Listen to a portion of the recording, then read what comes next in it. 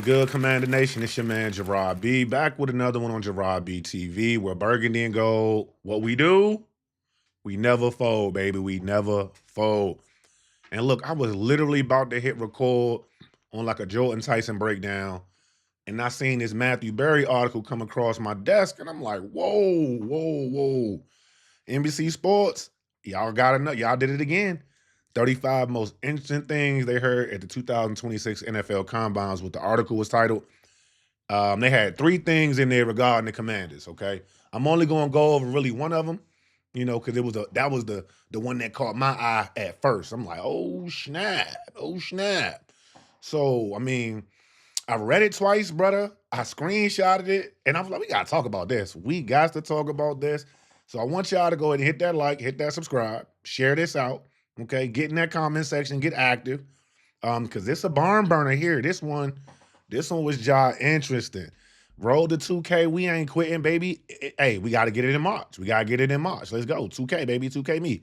So Commanders front office, they leaking like a sieve at the combine just a little bit, rumor mill city out here.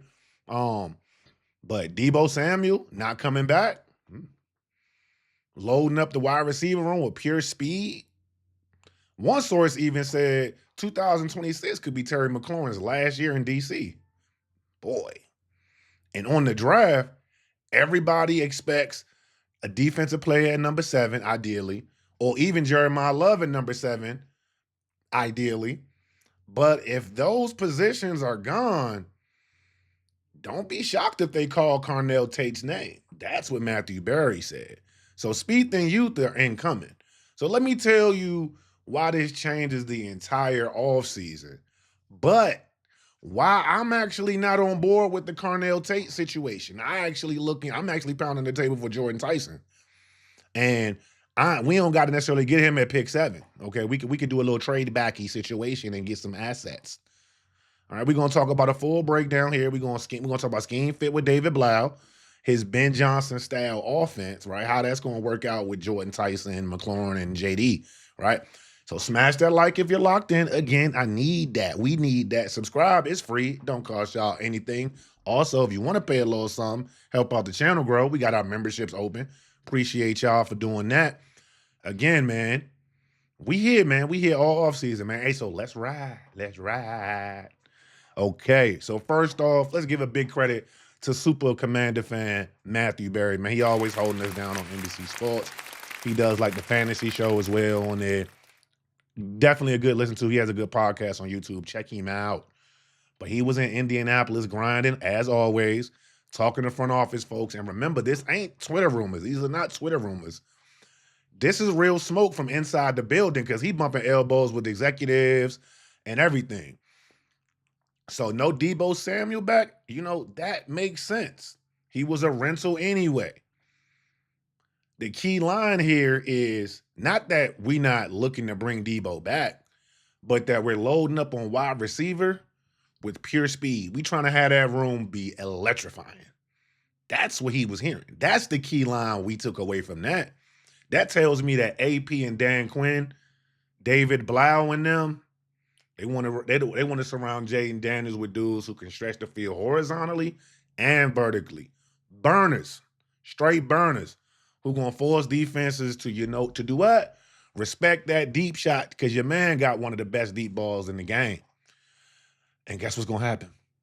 He gonna carve him up underneath with yak monsters, run out to catch demons. Exciting times are on our way. Exciting times are on our way. Okay, and then they got to the Terry McLaurin part. That was a little tough to read because he just straight up came out and said, don't be surprised if 2026 is Terry's last year in DC. And that one hurt me a little bit. Because we just went through a Terry saga, which y'all like derailed season, was one of the pensions for derailed season, I would say.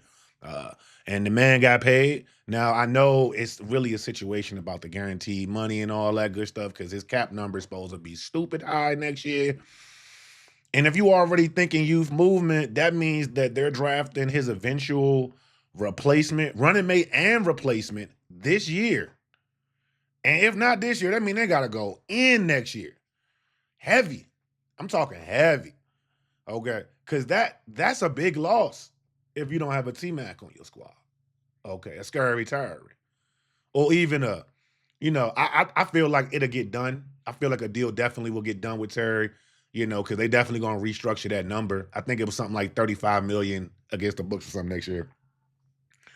And my man elite, he is elite, but they're gonna have to restructure that and open some cap space up, some cap relief. Okay, got to get some cap relief for next year because we got more fish to fry come next year. Okay, and the draft nugget was really interesting. Right, switching gears back because I don't want to keep tarping about Terry McLaurin not being here. I gotta get me a number 17 jersey ASAP. Whatever the new jerseys we dropping, I'm gonna go ahead and cop me 2 17s. But moving on to the draft a little bit, everyone expect edge rushers in the defense. And remember, I said at number 7, right? And if those top 3 pass rushers and Jeremiah Love is off the board early, don't be shocked. Don't be shocked. So that's where I come in, because you know me, I had to pull me a little mocky. And so I came up with this scenario here. I might have saw it on X for real. I seen one on X that y'all like is real bad, and it might be very similar to this. So you got Fernando Mendoza going to Las Vegas. That's the consensus. Okay, then you got the Jets taking Arvell Reese. Okay. Then you got the Cardinals taking Jeremiah Love. That would suck. Okay. Now, right there, at that point, if that happened in the draft, I ain't gonna lie, I'm sick. Because I like, damn, I ain't getting Arvell. That mean the edge rushers is about to go. Because Jeremiah Love was just like, he was like the star on top of the Christmas tree. Like whoever really was getting him was adding like a dynamic player to their squad. Like the Jets couldn't afford to add a Jeremiah Love. The Cardinals, I mean, shoot, they got $99 million dead cap hit coming because they're gonna move away if they move away from Kyler Murray. So you need all the cheap talent you can get. So getting a Jeremiah Love could help them stay at least a little relevant. Because their defense ain't half bad, but I think they about to move on from Budda Baker as well. So yeah, it's gonna be up. So moving on to number 4, you got David Bailey. And then I was like, damn, Tennessee, y'all gonna take an edge like that? That's crazy. Because I also thought Tennessee might take Jeremiah Love as well, but he was snatched. Then you got New York. New York said, you seen a rumor going around Jim Harbaugh would love having a player like Sonny Styles, and guess who they draft? They draft before us, brother. They draft before us. And I know everybody gonna be like, that damn Eagles game. Yep. Came back to bite us in our ass right here. Sonny Styles gone, right off the board. We up 2 picks later. Yo, I'll be hurt right now. I'll be sitting there like, man, get on the phone, AP. Get on the phone, AP. Somebody gotta want something. Somebody gotta want something at this point, right? Because Cleveland was taking a offensive lineman because they need offensive linemen. They about to have 5 new offensive line starters. That might be like the first or second time I've ever heard of that ever, which is crazy. But I ain't gonna lie, New York with Sonny Styles, that defense is gonna be stupid. Oh, their defense will be dumb. Oh my God, their defense already was fucking treacherous, bro. Like, you add that to that, oh my God. Oh my God. Like, that. Or they could go wide receiver. They could also go wide receiver, or they can go lineman. But in this scenario, they went with Sonny Styles. So in this, right now, guess what, y'all? The top 3 defenders and that running back we love is gone. It's over with, okay? So from this view right here, what you gonna do? Most would say take Caleb Downs. What if in free agency we had already we solved the safety position enough in free agency that we don't need to take our first pick being a safety? What if we can get one in the 3rd or the 4th? Or the 5th, right? Just saying, just spitballing, right? What if we go out and get a good starting tier safety, and they keep Quan Martin and they keep Will Harris and all of them. They don't cut them Bama's. Because it seems like we bringing back a lot of we bringing back our own. Y'all seen Allegretti got his money on today. Congratulations, my guy. So again, would you draft a Caleb Downs there, knowing that you just gave some safety $15 million a year? Throwing a number out there. Probably ain't gonna be that. It ain't gonna be that. 12. Something like that, right? You don't, just saying. Then Ruben Bain Jr., a lot of y'all probably like, yeah, draft Ruben Bain. Well, he is at 3 tech per this here information, and the man got the T-Rex arms, so that's a thing. He got a good motor. But hey, I don't know football like they know football. They go Ruben Bain here. I guess I'll be like, all right, cool. I'd rather somebody else take that experiment on, because the edge rushers next year draft gonna be they hella better than these Bammers. And the wide receivers. But regardless. So where we going? Because they said Carnell Tate per Matthew Berry, they're just gonna take Carnell Tate. I'll be like, 4'5", 6'2". You're a route technician, so your play speed probably much better. Your play speed probably more aligned to your numbers than most, right? So if you were 4.47 guy, your play speed probably 4.47, because that's just what I'm thinking. But me being me, I'm trying to wheel and deal just a little bit. Just a little bit. I might take a slight trade back, right? And I don't know to where. I wouldn't try to go back too far. Maybe 3 spots at the most, 4 spots at the most. Okay. But I'm gonna try to get Jordyn Tyson, and I'm gonna try to get another 3rd round pick. That's what I'm trying to do. Yeah. Okay. But hey, that's me. Okay, so let's talk about Carnell Tate. Let's give him his flowers first, okay? Before I run off the plug, because we still got to talk about Mekhi Lemon as well, because he a dog. All right, so Carnell Tate, 6'2" and a quarter. These are all combine stats. 192 pounds. He ran a 4.53. He's solid. Not a burner. Big contested catch type dude, Let me see if I can pull up some of his little clippies for y'all while I run them off the plug. You know what I'm saying? Let me see if I can get y'all some clippies of him.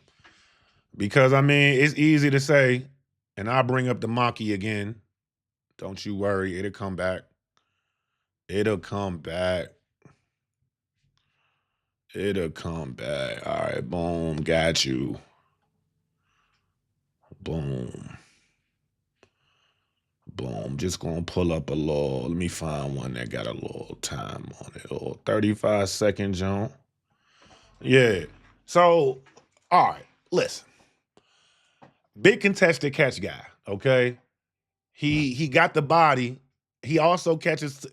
Listen, the man is like a Terry McLaurin, just bigger and slower from a technical standpoint, right? That contested catch demon ability, but he has length and he does have production. Matthew Berry and his sources specifically named him, which for some, that might not be good. Some of y'all probably like, no, not him, not him, not Carnell, right?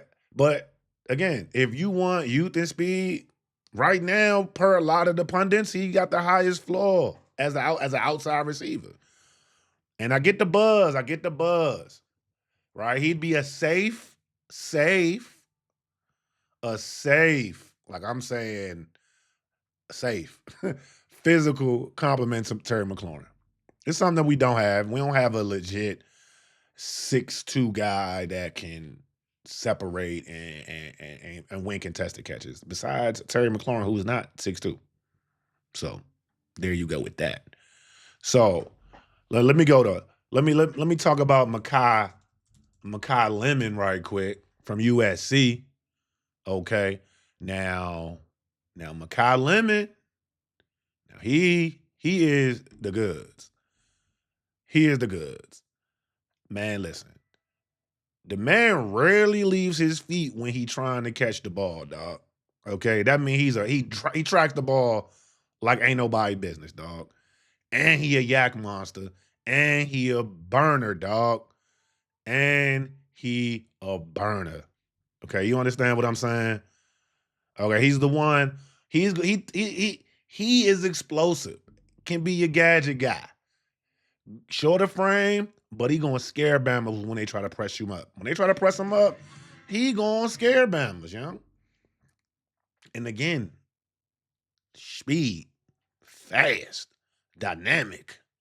That's what we looking for. That is what we looking for. And then you got my man. And you got my man. And who put me on? Who put me on with Tyson?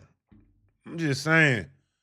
This dude, like, let me see if I can get this dude, all right.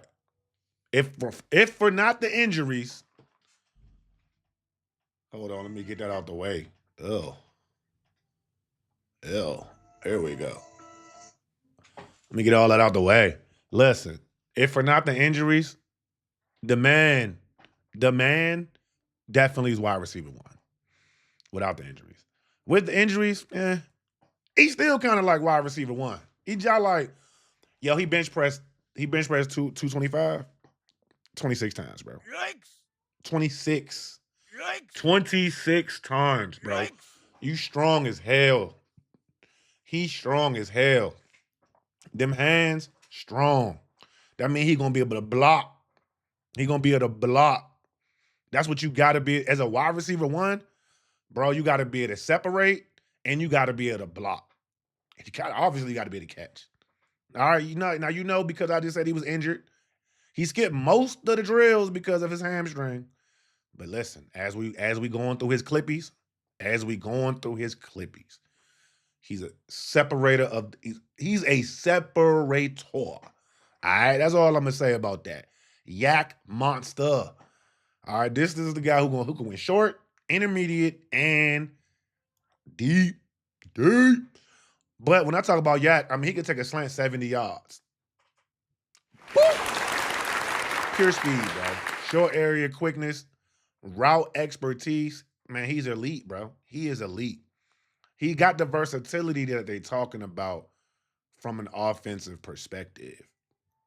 Okay, you're talking about having David Blau, motion and play action and all of that. Him. He could be our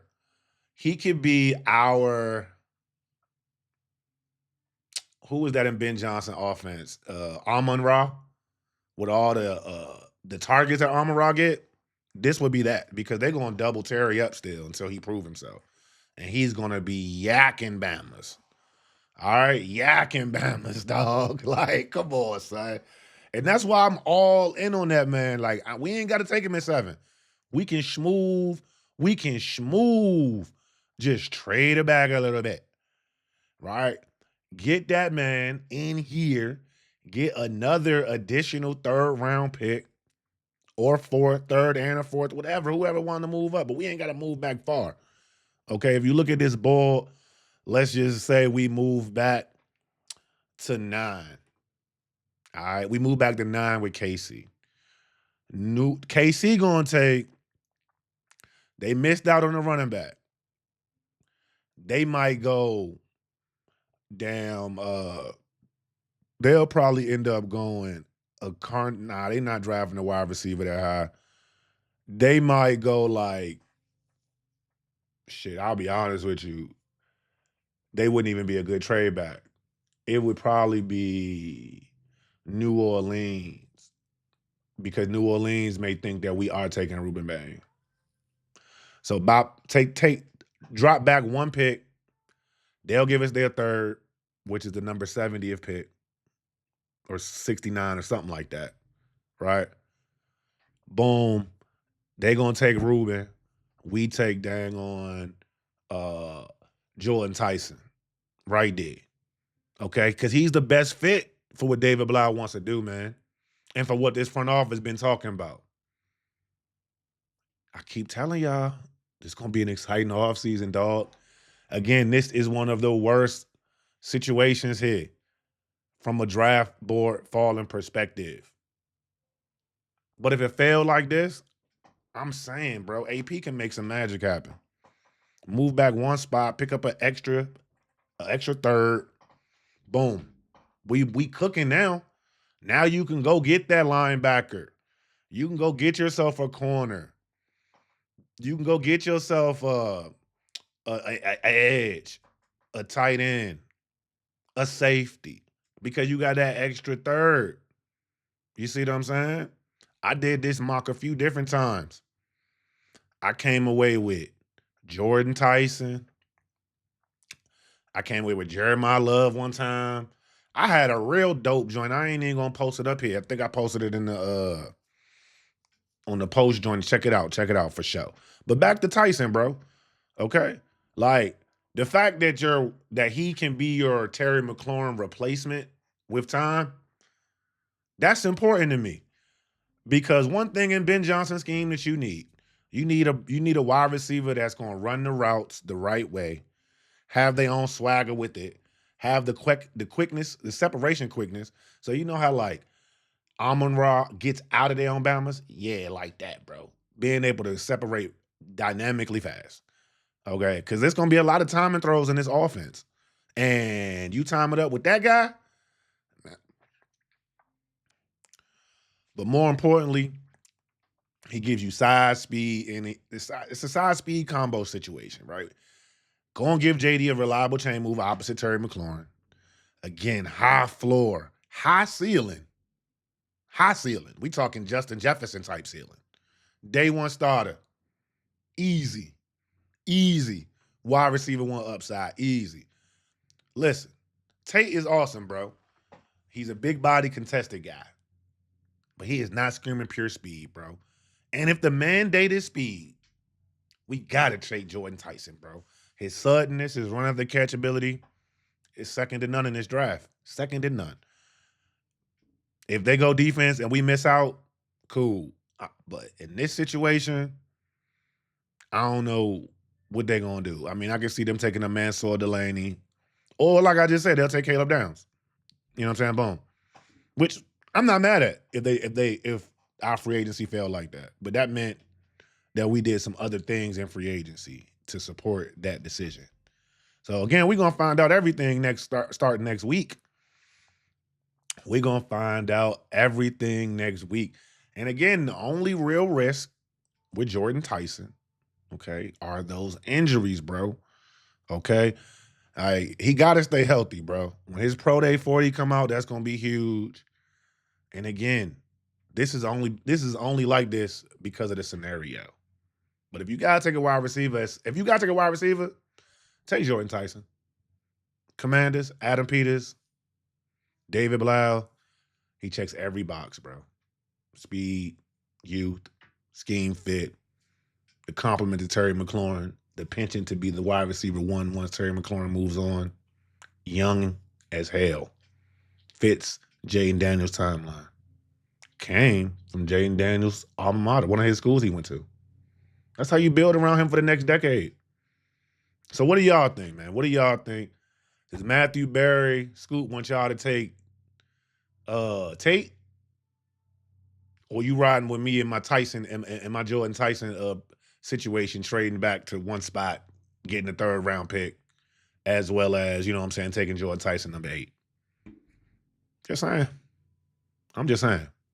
Because drop it in the comments, bro. Now, I want to know, also, out of them 3 wide receivers, Tate, Tyson, or Lemon, who would you be mad if they, who would you want them to take if you could take one of them 3?